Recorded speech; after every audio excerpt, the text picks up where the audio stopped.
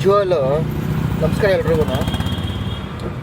ಜನ ಎಲ್ಲ ತಪ್ಪು ಹೇಳ್ತಾ ಇದ್ದಾರೆ, ಸುಳ್ಳು ಹೇಳ್ತಾ ಇದ್ದಾರೆ ಅಂತ ಅಂದ್ಕೊಂಡಿದ್ದೆ. ನಿಜವಾಗ್ಲೂ ಕರ್ನಾಟಕದಲ್ಲಿ, ಬೆಂಗಳೂರಿನಲ್ಲಿ ಗ್ಯಾಸ್ ಪ್ರಾಬ್ಲಮ್ ಇದೆ. ಗ್ಯಾಸ್ ನಿಜವಾಗ್ಲೂ ಟ್ರಬಲ್ ಆಗಿದೆ. ಆದರೆ ಅದಕ್ಕೆ ಕಾರಣ ಏನು ಗೊತ್ತಾ? ಹೊರ ರಾಜ್ಯಗಳಲ್ಲಿ ಅಂದರೆ ಔಟ್ ಆಫ್ ಕರ್ನಾಟಕಕ್ಕೆ ಬರೋಕ್ಕಿಂತ ಮುಂಚೆನೇ ಗ್ಯಾಸ್ ಸಿಲಿಂಡರ್ಗಳನ್ನ ಕೆಲವು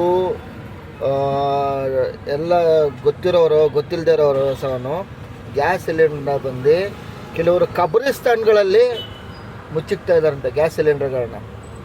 ಇನ್ನು ಆ ರೀತಿ ಮುಚ್ಚಿಕ್ಕಿದ್ಮೇಲೆ 1,000 ಆಯಿತು, 1,500 ಆಯಿತು, 2,000 ಆಯಿತು, 3,000 ರೂಪಾಯಿ ಆಗಲ್ಲ ಅಂತ ಏನು ಗ್ಯಾರಂಟಿ?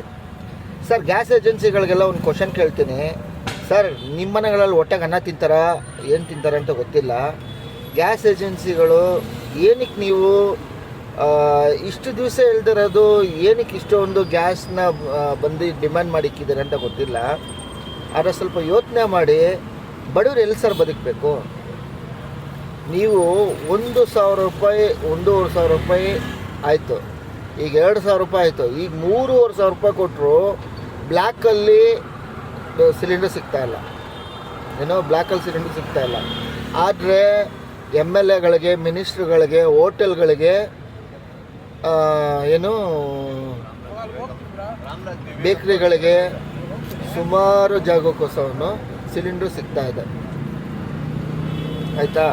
ಅದು ಪಾಪ ಅವ್ರು ಏನಂತ ಹೇಳ್ತಾ ಇದ್ದಾರೆ, ಸರ್ ನಮಗೆ ಸಿಲಿಂಡ್ರ್ ಇಲ್ಲದೆ ನಮ್ಮ ಕೆಲಸಗಳ, ಅದು ಸರಿನೇ ಅವ್ರು ಹೇಳೋದು. ಆದರೆ ಒಬ್ಬ ಬೇಕ್ರಿ ಅವ್ರಿಗೆ, ಹೋಟ್ಲುಗಳಿಗೆ ನೀವು 2,500, 3,000 ರೂಪಾಯಿ ಬೇಕಾ ನಿಮಗೆ ಒಂದು ಸಿಲಿಂಡ್ರ್ಗಳಿಗೆ? ಹೋಟ್ಲಿನಲ್ಲಿ ಒಂದು ಕಾಲದಲ್ಲಿ 15 ರೂಪಾಯಿ ಇತ್ತು ಆಫ್ ರೈಸು, 20 ರೂಪಾಯಿ ಆಯಿತು.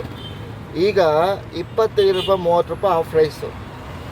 ಒಬ್ಬ ಕಾಮನ್ ಮ್ಯಾನು, ನಿಮ್ಮ ಗ್ಯಾಸ್ ಏಜೆನ್ಸಿಯವ್ರು ನಿಮಗೆ ಗೊತ್ತಾಗ್ತಲ್ಲ ನೀವೇನು ಮಾಡ್ಕೊತಾ ಇದ್ದೀರಾ ಅಂತ. ಎಲ್ಲ ಪ್ರತಿಯೊಂದು ಸಹನು ನಿಮಗೆ ರಿಟರ್ನ್ ಬರುತ್ತೆ ಅಂದರೆ ನಿಮಗೆ ಗೊತ್ತಾಗ್ತಾ ಇಲ್ಲ.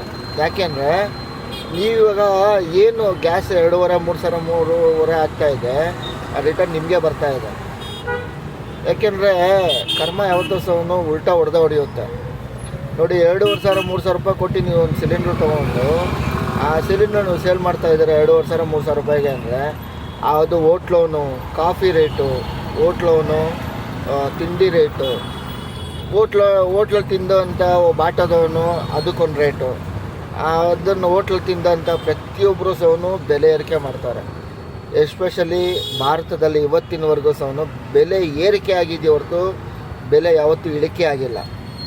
ಬೆಲೆ ಏರಿಕೆ ಮಾಡೋರು ನೀವು MLAಗಳು, ಮಿನಿಸ್ಟ್ರುಗಳು ನಂಬರ್ 1 ಆಗಿದ್ದೀರೋ ಹೊರತು ಬೆಲೆ ಇಳಿಕೆ ಆಗಿಲ್ಲ. ಸೊ ಬಂಧುಗಳೇ, ನಾನು ಇವಾಗ ಒಂದು ಸ್ಟ್ರೈಟಾಗಿ ಬಂದ್ಬಿಡ್ತೀನಿ ಮಾತಿಗೆ. ಸೊ ನಿಜವಾಗ್ಲೂ ಸಹನು 64,376 ಸಿಲಿಂಡ್ರುಗಳು ನಮಗೆ ಕೆಲವು ಮೀಡಿಯಾಗಳಲ್ಲಿ, ಸೋಷಿಯಲ್ ಮೀಡಿಯಾಗಳಲ್ಲಿ ಬಂದಿರೋವಂಥ ವಿತ್ ವೀಡಿಯೋಗಳ ಸಮೇತ ನಾವು ತೆಗೆದಿಟ್ಟಿರೋದು ಅಂದರೆ 64,378 ಸಿಲಿಂಡ್ರುಗಳು ಔಟ್ ಆಫ್ ಕರ್ನಾಟಕದಲ್ಲಿ ಆಗಿರೋವಂಥ ಇದಾಗಿರೋದು ಸಿಲಿಂಡ್ರುಗಳನ್ನ ಸ್ಟೋರೇಜ್ ಮಾಡಿಟ್ಕೊಂಡು ಕೆಲವು ಮಿನಿಸ್ಟ್ರುಗಳು, ಕೆಲವರು ಏಜೆನ್ಸಿಗಳು, ಗ್ಯಾಸ್ ಏಜೆನ್ಸಿಗಳು ಮಾಡಿರೋದು 64,378. ಇನ್ನೂ ಜಾಸ್ತಿ ಆಗಿರ್ಬೋದು, ಕಮ್ಮಿ ಆಗಿರ್ಬೋದು. ಬಟ್ ನನಗೆ ಸೋಷಿಯಲ್ ಮೀಡಿಯಾದಿಂದ ಮತ್ತು ಕೆಲವು ಕಡೆಯಿಂದ ಸಿಕ್ಕಿದಂಥ ಮಾಹಿತಿ ವಿತ್ ನ್ಯೂಸ್ ಪೇಪರ್ ಆರ್ಟಿಕಲ್. ಆಯಿತಾ? ಸೊ ನಾನು ಕೇಳೋದೇನು ಅಂದರೆ, ಇಷ್ಟು ಸಿಲಿಂಡ್ರುಗಳ ಜೊತೆಗೆ ಎಲ್ಲ ಸಿಲಿಂಡ್ರುಗಳು ಈ ಥರ ಆಗ್ತಾಯಿದೆ ಅಂತ ಹೇಳಿದ್ರೆ ಒಂದು ಕೆಲಸ ಮಾಡಿ, ಗ್ಯಾಸ್ ಏಜೆನ್ಸಿಗಳು ಮತ್ತು ಇಂಡಿಯನ್ ಆಯಿಲ್ ಮತ್ತು HPCL ಮತ್ತು KH ಮುನಿಯಪ್ಪ ಅವರೇ, ಹಾಗಾದರೆ ನೀವು ಒಂದು ಕೆಲಸ ಮಾಡಿ, GPS ಟ್ಯಾಗ್ ಕೊಡಿ ಪ್ರತಿಯೊಂದು ಸಿಲಿಂಡ್ರಿಗೂ. GPS ಟ್ಯಾಗ್ ಕೊಡ್ತೀರಾ? ನಂಬರ್ 1 GPS ಟ್ಯಾಗ್ ಕೊಡಿ. ಆಗ ಸಿಲಿಂಡ್ರು ಆಗಿದ ತಕ್ಷಣ ಎಷ್ಟು ದಿವಸದಲ್ಲಿ ಒಬ್ಬ ಸಿಲಿಂಡ್ರ್ ಬುಕ್ ಮಾಡಿದ ತಕ್ಷಣ ಆ ಸಿಲಿಂಡ್ರಿಗೆ ಅಂತಲೇ ಒಂದು GPS ಟ್ಯಾಗ್ದು ನಂಬರು ಮತ್ತು GPS ಟ್ಯಾಗ್ ಸಿಲಿಂಡ್ರ್ ಮೇಲಿರೋ ನಂಬರ್ನ ಫೀಡ್ ಮಾಡಿ. ಆವಾಗ ಎಲ್ಲೆಲ್ಲಿ ಸಿಲಿಂಡ್ರ್ಗಳು ಎಲ್ಲೆಲ್ಲಿ ಬೇನಾಮಿಯಾಗಿ ಯೂಸ್ ಆಗ್ತಿದೆ ಅಂತ ಗೊತ್ತಾಗುತ್ತೆ. ನಂಬರ್ 2, ಗ್ಯಾಸ್ ಸಿಲಿಂಡರ್ ಪೋರ್ಟಬಿಲಿಟಿನ ನೀವು ಪ್ಲ್ಯಾನ್ ಮಾಡಿ. ಗ್ಯಾಸ್ ಸಿಲಿಂಡರ್ ಪೋರ್ಟಬಿಲಿಟಿ ಅಂದರೆ ಫಾರ್ ಎಕ್ಸಾಂಪಲ್ಲು, ಸರ್ ನಮ್ಮ ದೇಶದಲ್ಲಿ ಸುಮಾರು ಗ್ಯಾಸ್ ಏಜೆನ್ಸಿಗಳಿದೆ. ಅಗ್ನಿ ಗ್ಯಾಸ್ ಇದೆ, ಜ್ಯೋತಿ ಗ್ಯಾಸ್ ಇದೆ, ಆಯಿತಾ, ಅದಾನಿ ಗ್ಯಾಸ್ ಇದೆ, ಗೇಲ್ ಗ್ಯಾಸ್ ಇದೆ, ಇಂಡಿಯನ್ ಆಯಿಲ್ ಇದೆ, HPCL ಇದೆ, IOCL ಇದೆ. ಸೊ ಆಗಿರುವಾಗ ಗ್ಯಾಸ್ ಸಿಲಿಂಡರ್ ಪೋರ್ಟಬಿಲಿಟಿ ಕೊಟ್ಟಾಗ ಇವಾಗ ಫಾರ್ ಎಕ್ಸಾಂಪಲ್ ಎಚ್ ಪಿ ಸಿಲಿಂಡ್ರವನ್ನು ಏನು ಕಳ್ಳಾಟ ಆಡ್ತಾ ಇದ್ದಾನೆ ಅಂತ ನಾಳೆ ದಿವಸ ಇದು ಗೊತ್ತಾಗುತ್ತೆ.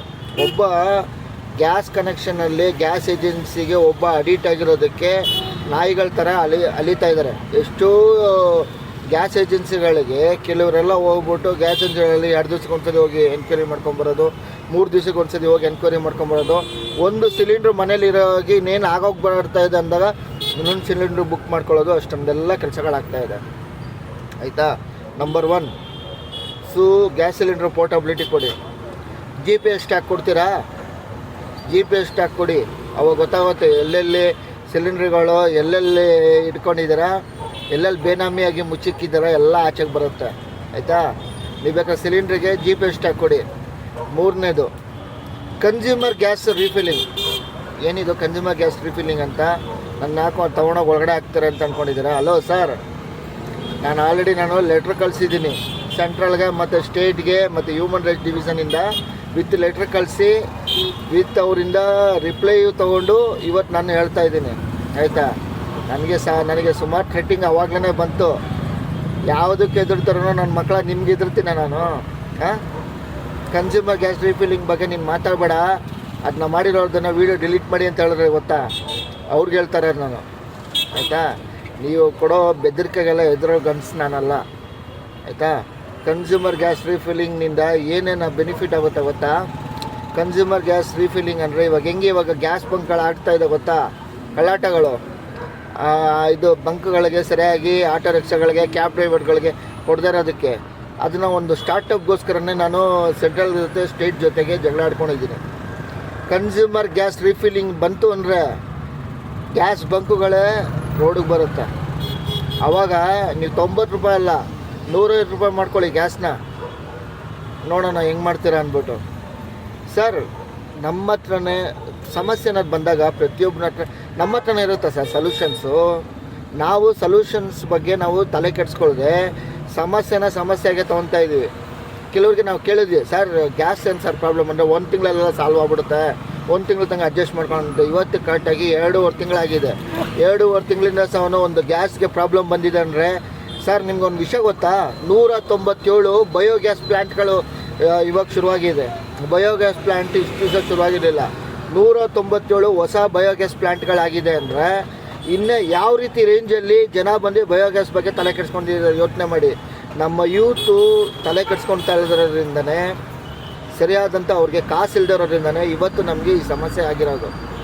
ಅದನ್ನ ಕರೆಕ್ಟಾಗಿ ನಾವು ಸಾಲ್ವ್ ಮಾಡಿದ್ವಿ ಅಂತ ಗೊತ್ತಾಯಿತು ಅಂತ ಹೇಳಿದ್ರೆ ಸಮಸ್ಯೆನ ಬಂದು ಭಾರತದಿಂದ ಕಿತ್ತಾಕ್ಬೋದು. ಅದನ್ನ ಯಾಕೆ ನೀವು ಅರ್ಥ ಮಾಡ್ಕೊತಾ ಇಲ್ಲ?